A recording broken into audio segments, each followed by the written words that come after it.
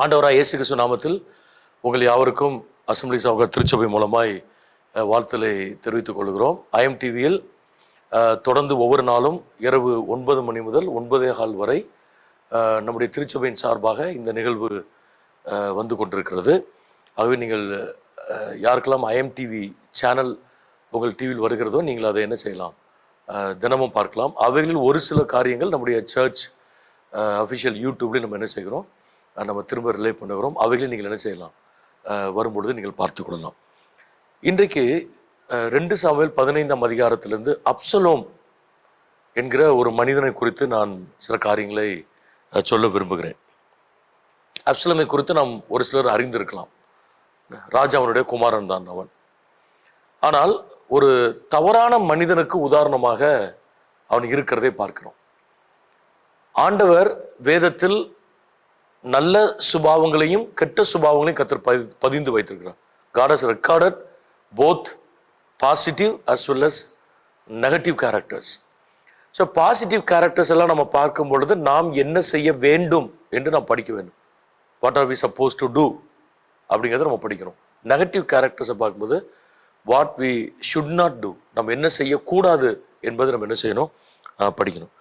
இந்த அப்சலோமை குறித்து 2 சாமுவேல் 15ஆம் அதிகாரத்தில் வாசிக்கிறோம். ஒரு 3 எளிமையான குறிப்புகளை நான் சொல்ல விரும்புகிறேன். முதலாவது, அவனுக்கு நிறைய திறமைகள் இருந்தது. ஆனால் திறமைகளை ஆண்டவருக்காக அவன் பயன்படுத்தவில்லை. He had several potentials, special qualities, but he did not use those qualities for the glory of God. நீங்க 2 சாமுவேல் 15, 2 சாமுவேல் 15 வாசித்து பாருங்க. 1 வசனத்திலே சொல்லப்பட்டிருக்கிறது, குதிரைகளையும் ரதங்களையும் தனக்கு முன் ஓட 50 சேவகரையும் சம்பாதித்தான். ஸோ அவனுக்கு அந்த சம்பாதிக்கிற அந்த திறமை இருந்தது.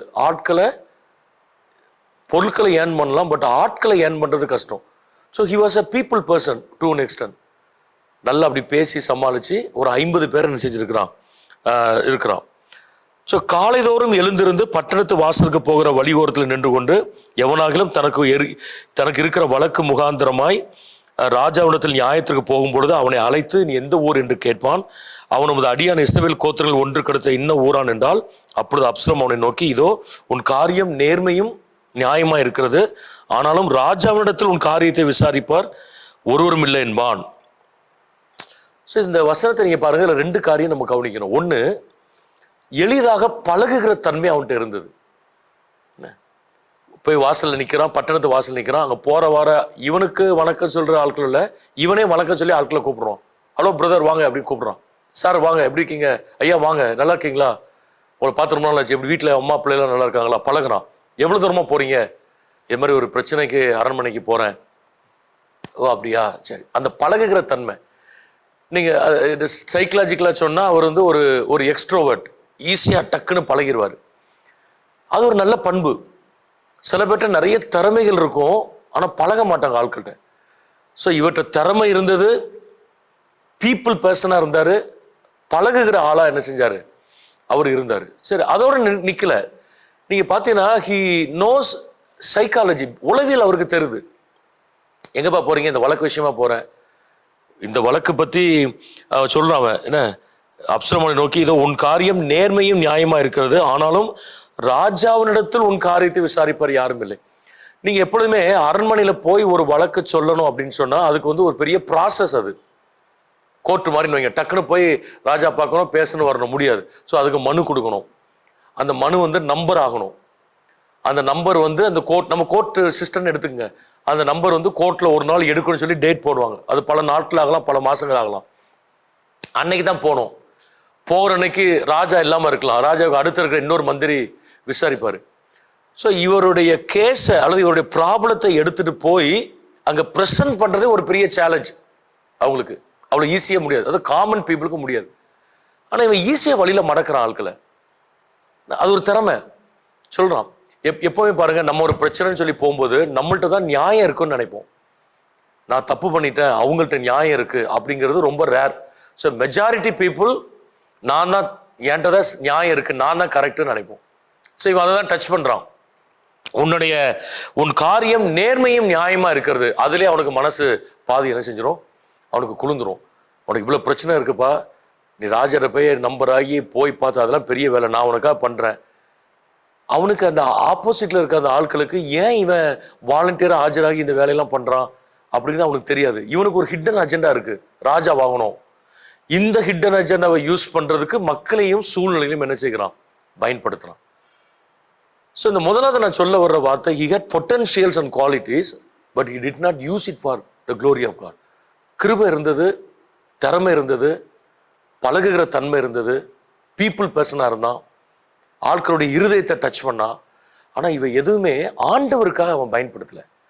ஒருவேளை கன்ஸ்ட்ரக்டிவாக இவன் பயன்படுத்தி இருந்தானா இவன் நல்ல ராஜாவாக கூட என்ன செஞ்சிருக்கலாம், வந்திருக்கலாம். நம்முடைய வாழ்க்கையில் ஆண்டவர் அநேக நேரங்களில் நிறைய கிருபைகளை நமக்கு கொடுப்பார். நிறைய கிருபைகள், தாளந்துகள் உண்டு பாருங்க. இந்த நேச்சுரல் டேலண்ட்ஸ் அப்படின்னு ஒன்று இருக்கு, இயற்கையாய் நமக்கு கொடுக்கப்பட்ட தாளந்து எல்லாருக்கும் உண்டு. ஸ்கில்ஸ் அண்ட் பொட்டன்ஷியல்ஸ்னு ஒன்று இருக்கு, சில திறமைகளும் சில சிறப்பான காரியங்களும். இதை தாண்டி ஆவிக்குரிய வரங்கள் அப்படின்னு ஒன்று இருக்கு, சரிதானே, ஸ்பிரிச்சுவல் கிஃப்ட்ஸ். ஆனால் இவைகள் எல்லாமே அது நேச்சுரல் டேலண்டோ ஸ்பிரிச்சுவல் கிஃப்ட்ஸோ நீ நல்லா கவனிக்க வேண்டும். We must use it for the glory of God and for the kingdom of God. Bible வசனம் இருக்கு, நீ புசித்தாலும் குடித்தாலும் தேவனுடைய நாம மகிமைக்கென்று செய். அப்ப என்னுடைய கிருபை நான் ஆண்டவருக்காக மட்டும்தான் பயன்படணும். ஒரு பாஸ்டர் பையன், நல்ல மியூசிஷியன், அசம்பிளிஸ் ஆகார் பாஸ்டர் பையன், சின்ன வயசுல இருந்து அவனுக்கு மியூசிக்ல பயங்கர ஆர்வம். மியூசிக் அகாடமி வச்சு நடத்துறான் சென்னையில். ஸோ நிறைய கான்ட்ராக்ட்ஸ் உண்டு அவனுக்கு. அந்த சின்ன வயசுலேருந்து அந்த வெறி, ஆர்வம் சொல்ல வெறின்னு சொல்லலாம். ஸோ சில பெரிய பெரிய மனிதனுடைய தொடர்பு கிடைச்சது, பல லட்சங்கள் செலவழித்து படிக்க வேண்டியதெல்லாம் இலவசமாய் படிக்கிற ஒரு பாக்கியம் அவனுக்கு கிடைச்சது. சமீபத்தில் அவனை சந்தித்தேன். அப்போ சொன்ன, அங்கிள் என்ன மாதிரி எனக்கு ஃப்ரெண்டோட ஃப்ரெண்டு ஒருத்தர் இருக்கார், சினிமாவில் பெரிய ஆள் அவர். அப்போ நான் ஒரு இடத்துல கிட்டார் வாசிக்கிறத பார்த்துட்டு, கிட்டார் கீபோர்டு எல்லாமே வாசிப்பார், கிட்டார் வாசிக்கிறத பார்த்து என்னை கூப்பிட்டாங்க. 1 ஹவருக்கு இவ்வளவு ஆயிரங்கள் தாரன்னு சொன்னாங்க. பட் நான் அப்பவுமே நான் வாலிபனாக இருக்கும்போது நோன்னு சொல்லிட்டேன். ஏன்னா எங்கள் டேடி மம்மி தெளிவாக சொல்லியிருக்காங்க, கிருபை எல்லாம் கர்த்தருக்கு மட்டும் தான் பயன்படுத்தணும். ஸோ இன்றைக்கி அவன் ரொம்ப லட்சங்களை சம்பாதிக்கல, ஏதோ ஏர்ன் பண்ணுறான், அவன் சர்வைவல் அந்த மோடில் தான் போயிட்டு இருக்கிறான். ஆனால் ஒரு சினி ஃபீல்டில் போய் வாசிருந்தானா பல லட்சங்களை மாதக்கணக்கில் என்ன செஞ்சுருக்கலாம், சம்பாதிச்சிருக்கலாம். பட் ஒரு கமிட்மெண்ட், என் கிருபையை கர்த்தர் கொடுத்ததை கர்த்தருக்கு மட்டும்தான் பயன்படுத்துவேன். ஸோ கிறிஸ்தவ பெற்றோர்கள் உங்கள் பிள்ளைகளுக்கு நீங்கள் சொல்லிக் கொடுக்கணும், உனக்கு என்ன திறமை இருந்தாலும் பெரிய உலகத்துக்கு பயன்படுத்தக்கூடாதுன்னு நான் சொல்லலை, ஆனால் அது கர்த்தருக்கு மகிமை வரணும். பணம் கிடைக்கிறதுக்காக கர்த்தருக்கு அருவருப்பான சினிமாவில் போய் நிற்கக்கூடாது. பணம் கிடைக்கும், புகழ் கிடைக்கும் அப்படிங்கிறதுக்காக வேதத்துக்கு விரோதமான ஒரு அமைப்பில் போய் என்ன செய்யக்கூடாது, செய்யக்கூடாது. ஆனால் நம்ம கர்த்தருக்கு மட்டும்தான் செய்யணும் அப்படிங்கிற அர்ப்பணிப்பில் இருந்தனா நான் உங்களுக்கு சொல்கிறேன், you don't need to go after platforms or you don't need to look for platforms. God will create our own platforms. நமக்கு ஆண்டவர் சில வாசல்கள் என்ன செய்வார், தருவார். ஓகே, அடுத்தது இவன்ட்டு ரெண்டாவது ப்ராப்ளம் என்னன்னா,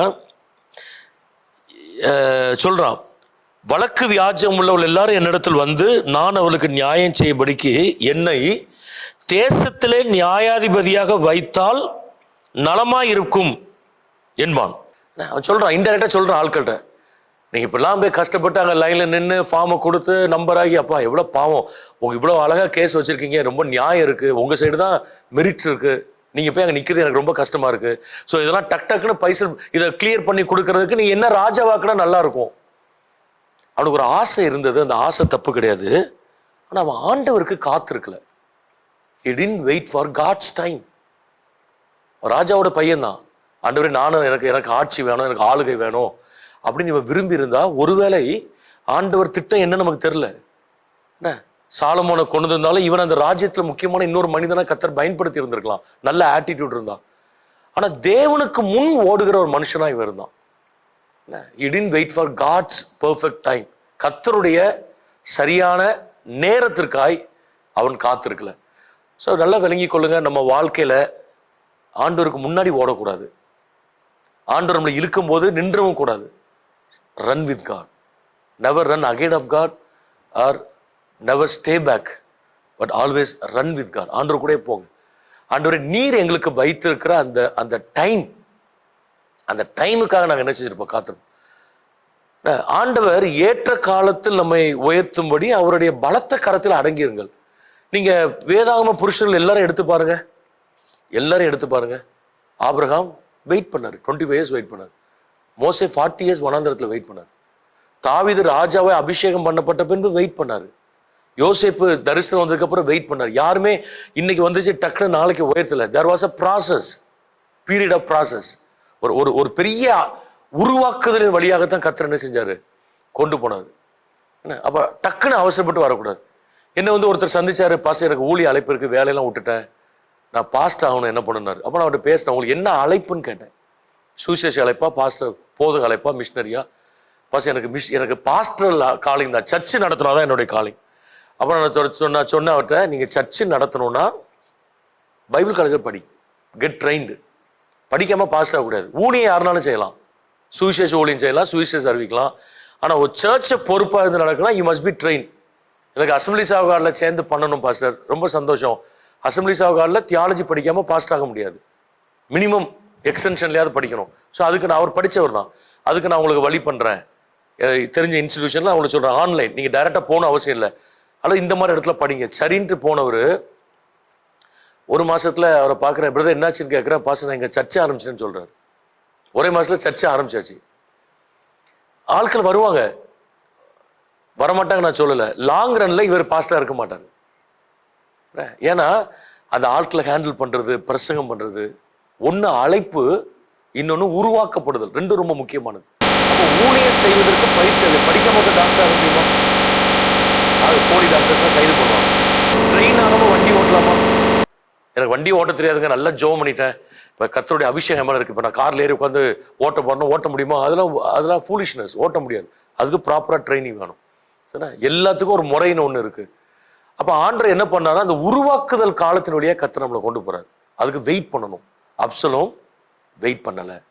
கடைசி ஒன்று சொல்கிறேன் பாருங்க, ஒருவன் அவனை வணங்க வரும்பொழுது அவன் தன் கையை நீட்டி அவனை தழுவி முத்தம் செய்வான். இந்த பிரகாரமாக அப்சலோன் ராஜாவினிடத்தில் நியாயத்திற்காக வரும் இஸ்ரவேல் எல்லாருக்கும் செய்து, ஆண்டவர் எவ்வளவு அழகா எழுதியிருக்காரு பாருங்க, இஸ்ரவேல் மனுஷருடைய இருதயத்தை கவர்ந்து கொண்டான். He attracted the hearts of the Israelites. நான் மூணாவது வாழ்க்கையில் ஒரு நெகட்டிவ் சொல்றேன். மனித இருதயத்தை கவர்ந்தவன் தேவனுடைய இருதயத்தை கவர தவறிவிட்டான். He never tried to attract God's heart or God's attention. ஆண்டவரை நம் பக்கமா திரும்ப, நான் ஆண்டவர் பக்கம் போய் அவருடைய பார்வை என் மேல வரணும் அப்படின்னு இவன் நினைக்கல. மனுஷன் பார்வை தான் என் மேல வரணும். இருதயத்தை கவர்ந்தான். எந்த மனுஷன் வாழ்கன் கத்துறானோ அந்த மனுஷன் ஒரு நாள் ஒளிகன் கத்துவான். நல்லா தெரிஞ்சுக்குங்க. ஐயா உங்களை விட்டு ஆளே இல்லையா, நீங்க தான் சொல்றவன், 4 அடி தள்ளிப்ப அவன் மனுஷன் ஐயான்னு கேட்பான். இதை மாதிரி 1000 பேரை பார்த்துட்டோம். அதான் மனுஷன். மனிதன் என்னை உயர்த்துவான். மனிதனிடத்திலிருந்து எனக்கு ஒரு நன்மை, ஒரு 4 பேர் சொல்லியிருக்காங்க இதை செய்ய சொல்லி, அதனால நான் செய்யறேன். போகாதீங்க. You wait for God's time and try to get God's attention. ஆண்டருடைய இதை பாருங்க. ஸோ 3 காரியம் அப்சலோம்ன்றது நம்ம படிச்சிருக்கோம். திறமைகளை தேவனுக்காக அவன் பயன்படுத்தவில்லை. He didn't use his potential for God's glory. 2வது, தேவனுக்காக அவன் காத்திருக்கவில்லை. He didn't wait for God's perfect time. 3வது சொல்றேன், அவன் தேவனுடைய மனித இருதயத்தை கவர்ந்தவன், தேவ இருதயத்தை கவர்ந்து. He didn't get God's attention. ஆண்டவருடைய கவனம் இருதயம் பக்கம் வரல, ஆனா மனுஷன் முன்னாடியே போயிட்டு இருக்கிறான். இந்த அப்சலோம் வாழ்க்கையை எடுத்து உங்க வாழ்க்கையை பொருத்தி பாருங்க. உங்களுடைய கிருபைகள், தாளந்துகள் எதையாவது கர்த்தருக்கு மகிமை வராத இடத்துல எங்கேயாவது பயன்படுத்திட்டு இருக்கீங்களா பாருங்க. ஆண்டவர் சொல்றதுக்கு முன்னாடி அவசரமா எங்கேயாவது ஓடிட்டு இருக்கீங்களா பாருங்க. மனுஷங்களை ப்ளீஸ் பண்ணணும், மனுஷங்களை கவரணும்னு நினைக்கிற நம்ம ஆண்டோடைய இருதயத்தை கவரணும்னு நினைக்கிறோமா? சிந்தித்து பார்ப்போம். அப்சலோம் நமக்கு ஒரு எச்சரிக்கையாக கர்த்தர் வைத்திருக்கிறார். இந்த தவறுகளை செய்யாதபடி கர்த்தர் நம்மை பாதுகாப்பார். ஆண்டவரே, அப்சலோமின் வாழ்க்கையிலிருந்து எங்களோடு கூட பேசினவர்களுக்காக நாங்கள் நன்றி செலுத்துகிறோம். அதே தவறை நாங்கள் செய்யாதபடி எங்களை அர்ப்பணிக்கிறோம். எங்களை காத்துக்கொள்ளும். இயேசு நாமத்தில் பிதாவே, ஆமென்.